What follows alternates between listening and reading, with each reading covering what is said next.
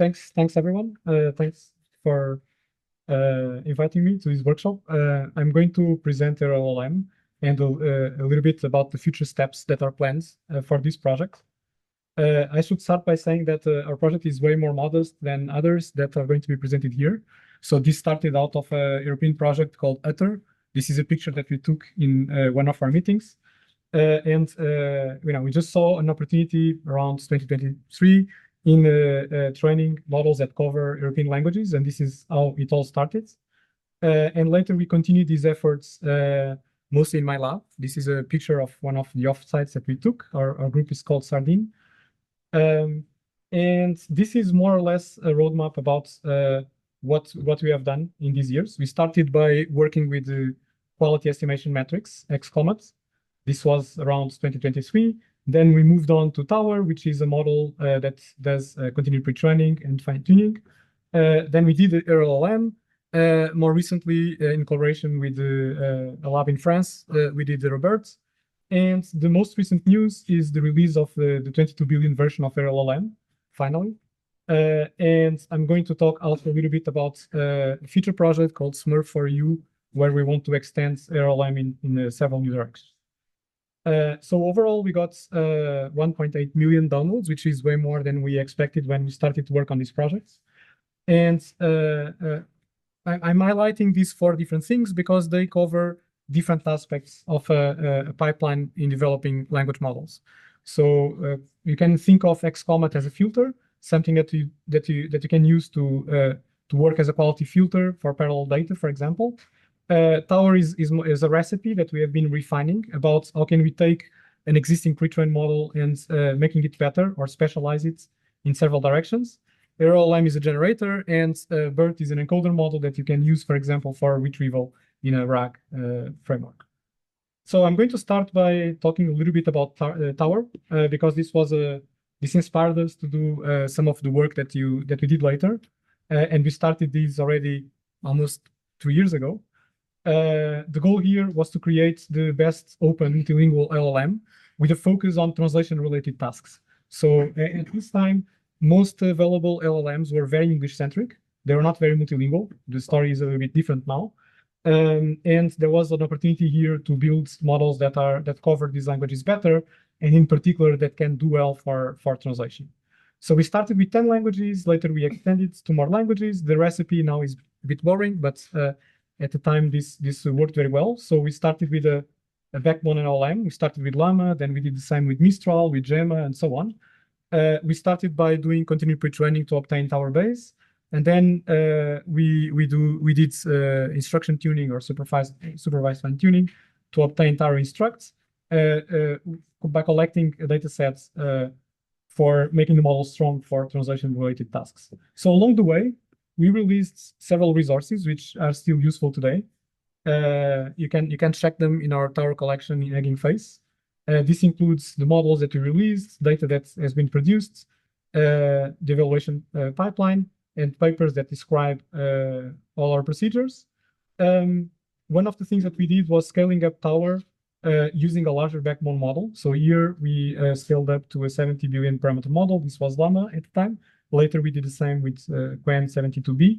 And by doing this, we actually obtained very strong performance in machine translation. So for those of you who are not familiar with WMT, this is a conference in machine translation where there are shared tasks that compare different machine translation systems, both systems who participate in the shared task, but also online systems that are only available commercially, like Google Translates, DeepL, more recently LLMs like GPT-4, Gemini, and so on.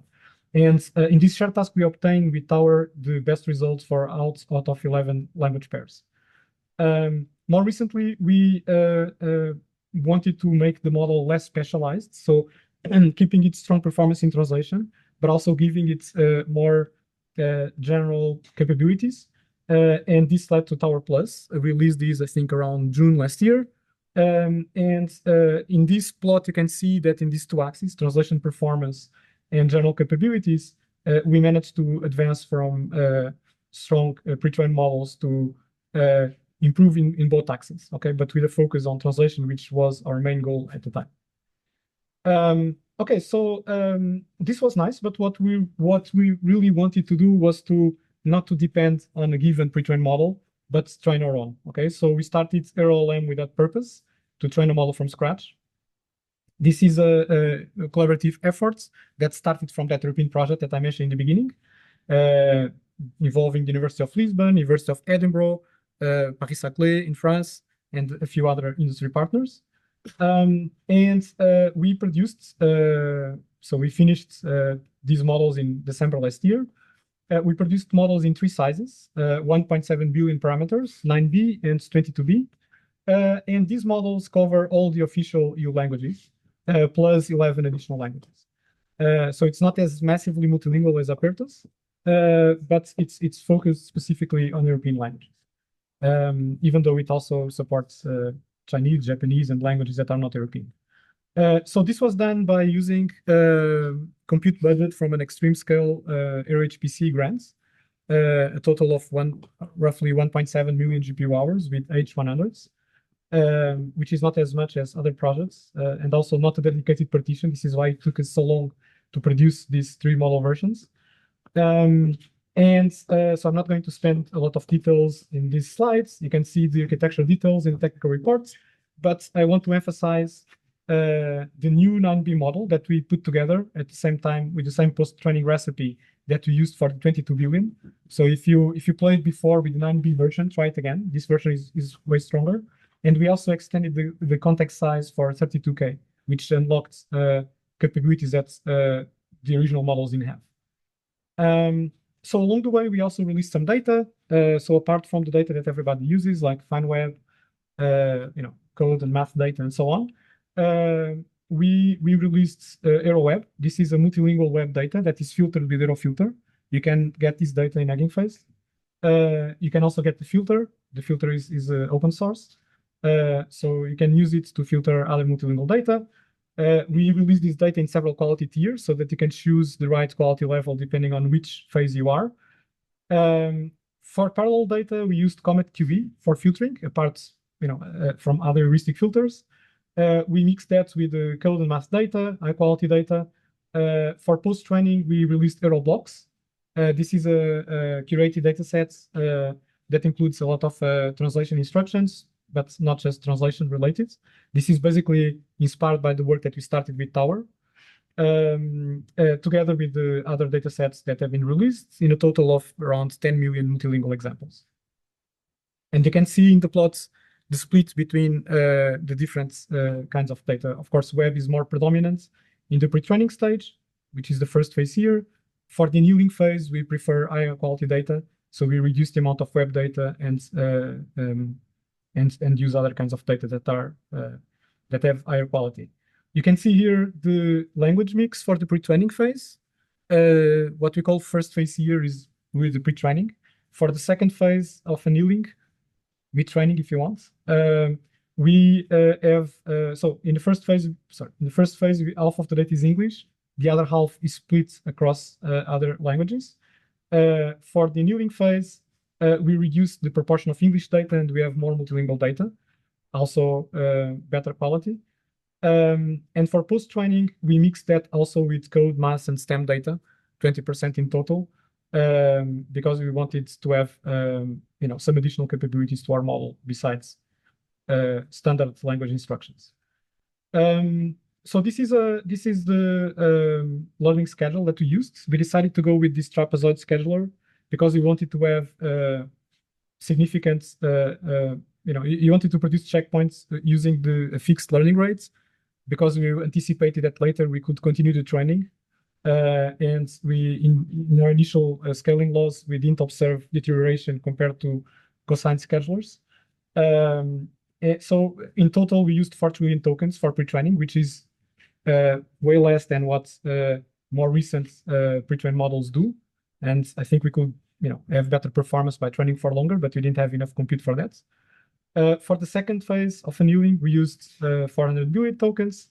You can think of this as mid-training, as other projects describe. And in the third phase, we used it for long context adaptation to transfer the model from 4K context size to 32K. For that, we used 100 billion tokens. Okay, so let's look at some comparisons. How much time do I have? I cannot possibly. A bit more than 5 minutes. Okay, so I'll speed it up. So in the technical report, we just put together the evaluations that we did with the 9B on the left and the 22B on the right, comparing first with the other fully open models. Here we compare with Apertus and Olmo. For English, which is not surprising, Olmo is very strong, so it's way better than EuroLLM and Apertus. One thing that we can observe is that EuroLLM, both the 9B version and 22 version, seem to be superior to Apertus in these benchmarks. Maybe for Apertus 1.5, the story will be different. But this was quite encouraging. Note also that the 22B version of, both versions of EuroLLM are trained on much fewer training tokens. So I think there's opportunities here to be more sample efficient when pre-training models if you do good filtering. For multilingual benchmarks, here the comparison with Olmo isn't fair because Olmo is not a multilingual model. We just include it here to see where it stands compared to EuroLLM and Apertus. You see the same trends. EuroLLM is better. Again, a caveat here, I'm showing here multilingual performance on European languages, EU languages. Apertus supports more languages because it's a massively multilingual model, but we didn't evaluate its EuroLLM on those. Right, so by the way, even though Olmo is not a multilingual model, it's interesting to see that it's quite reasonable at multilingual understanding. In some cases, like MGSM is actually superior to EuroLLM and Apertus, which is interesting. Okay, so if you throw open weight models to the comparison, then you still see a considerable gap. So in all benchmarks except translation benchmarks. So I would say that a strength of EuroLLM is translation. If you look at translation benchmarks, the model is competitive, sometimes state-of-the-art, against other open weight models that are very strong, like Qwen and Gemma. You can see all these details in the technical report that you put together, along with the resources that you released. Let me just use the remaining time, which is probably 2 or 3 minutes, to talk about the next steps. So we're very excited about these new projects, SMURF4EU. We got the computer location in Jupiter for doing this, about 2 million GPU hours, H200s. The goal here is to extend EuroLLM to be multimodal and to have reasoning capabilities. We also want to do multimodal reasoning, and I'm going to motivate why we should care about multimodal reasoning. And we also want to develop a mixture of experts version of EuroLLM.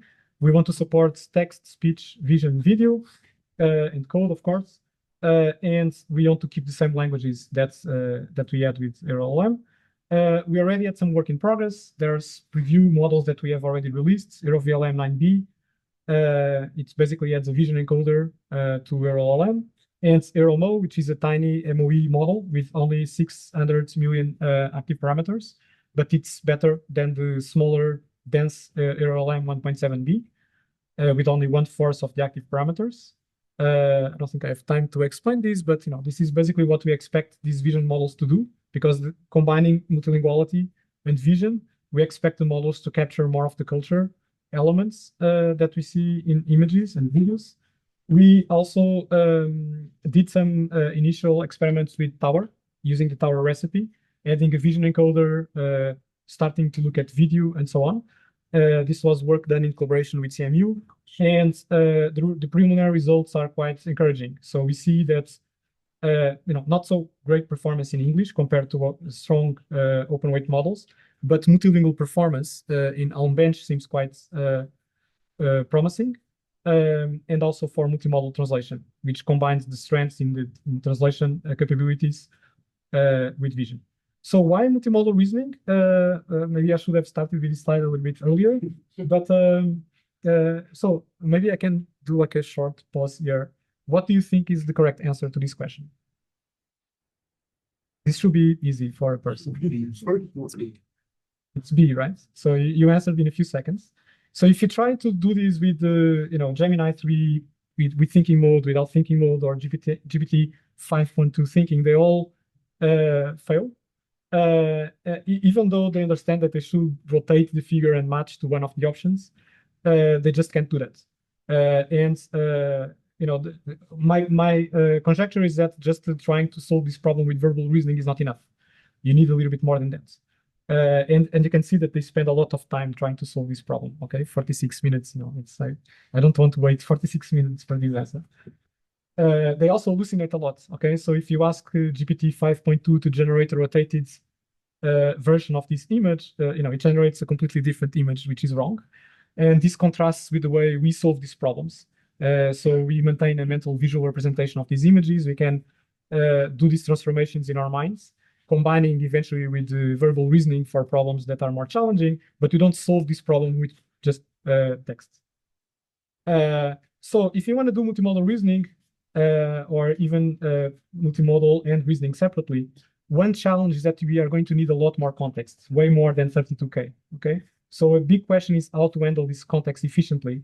And our group has started to take some steps in this direction, specifically in the direction of adaptive sparsity.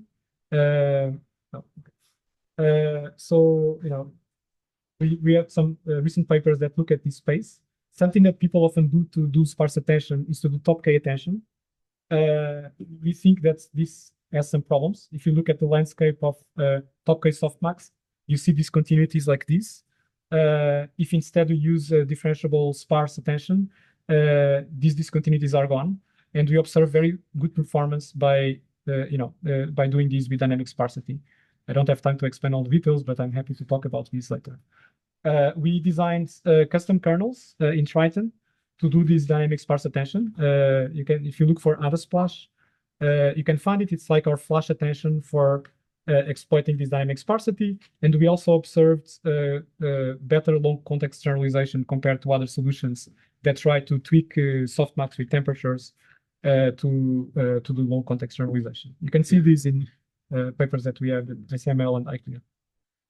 Okay, so this is my last slide because this is an open source workshop and we are all about collaborating. I'm very happy to collaborate with anyone who is interested in some of these topics. So multilinguality is something that we have been working for quite some time.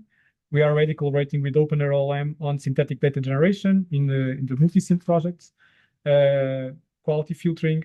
These are directions that we are quite interested in. We also want to think about synthetic data generation techniques for multimodal, vision, video, and speech, multimodal and multilingual reasoning, long context adaptation with adaptive sparsity, basically what I showed in the previous slides. Not related to SMURF4EU, but I'm also very interested in personalized LLMs, especially test time techniques to achieve this personalization, and MOE training, which is also something that we want to do in SMURF4EU. Okay, that's it. Thank you very much.